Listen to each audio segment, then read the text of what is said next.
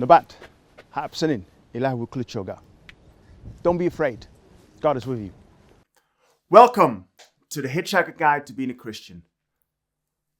Is Jesus really God? Well, I want you to imagine you are a king. See, not just a ceremonial type who waves from the balcony, a real king or queen with actual powers. You make decisions that shape the nations. You speak laws into existence. You sit in a palace surrounded by gold and gods.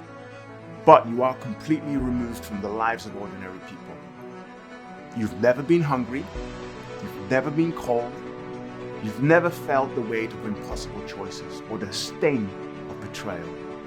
You've never stood in a queue for food or walked for hours with nowhere to sleep. Then one day, you have a radical thought.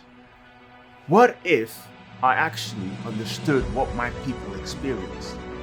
What if I didn't just rule from above, but I lived among them, fully, truly, and completely, as one of them?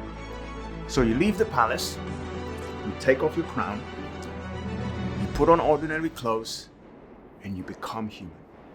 You start to get hungry, you get tired, and then you feel pain. But here's the thing. You're still the king. You see, Jesus didn't cease to be God.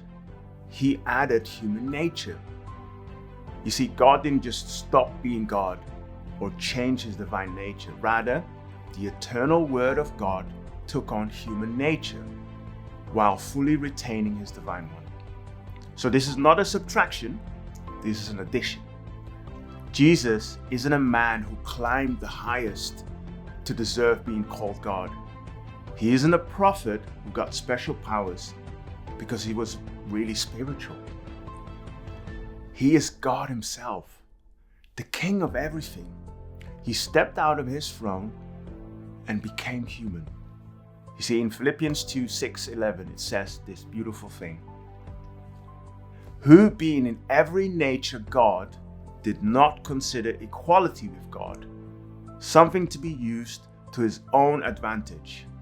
Rather, he made himself nothing by taking the very nature of a servant, being made in human likeness.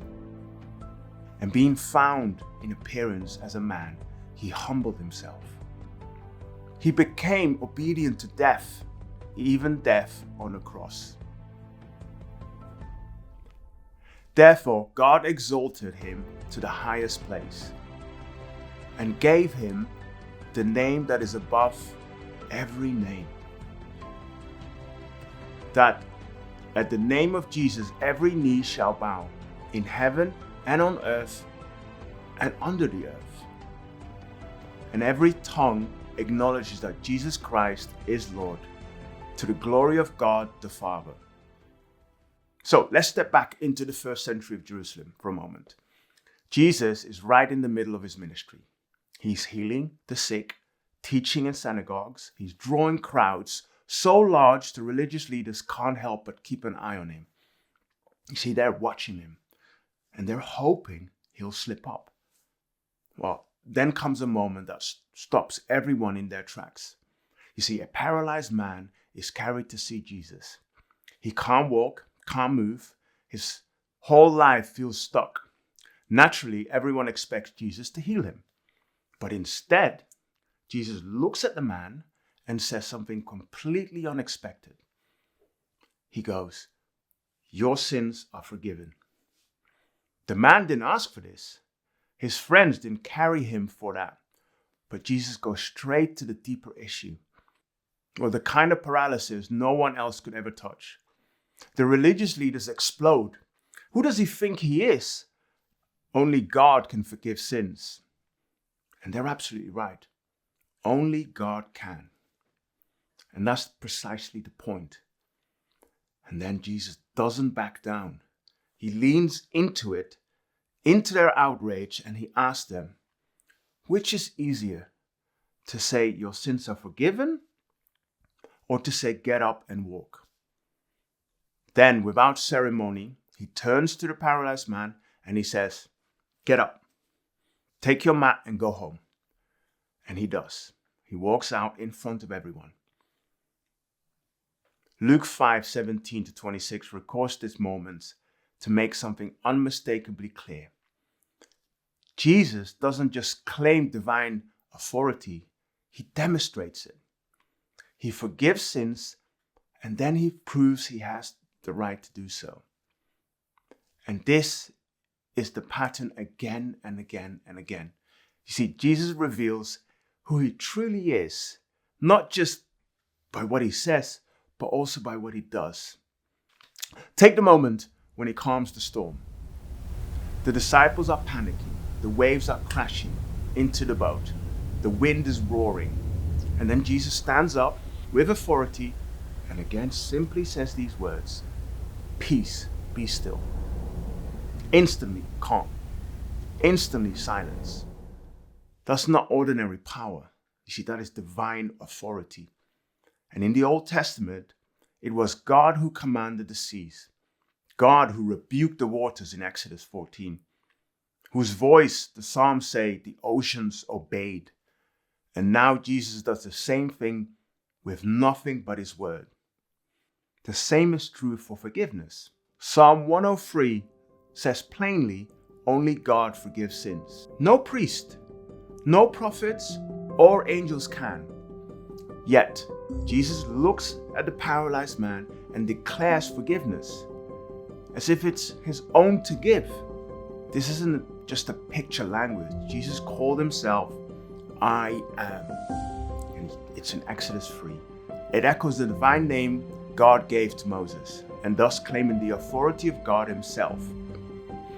He is the Lord of the Sabbath, showing that even the laws rest on his authority.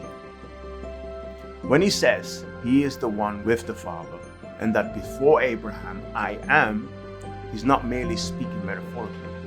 He is asserting his authority. When he uses the title like the first and the last, he's identifying himself as the God who is the Alpha and the Omega, the beginning and the end, whose reign is unbroken and eternal. And then again and again, Jesus doesn't act like a prophet. He acts with authority that belongs only to God. He calms the storms, he forgives sins, and he calls himself I am. Through his words and deeds, he shows not just what God is like, but who God is. And that God is standing right there in human form. This isn't new in the New Testament. The Old Testament is full of God revealing himself personally and visibly.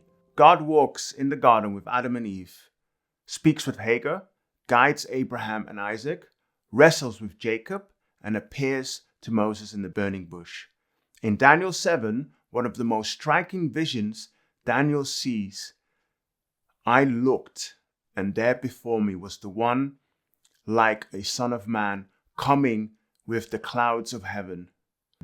He approached the Ancient of Days and was led into his presence. He was given authority, glory, and sovereign power. All nations and people of every language worshipped him. His dominion is an everlasting dominion that will not pass away, and his kingdom is one that will never be destroyed. You see, when Jesus calls himself the Son of Man, he's not just being humble.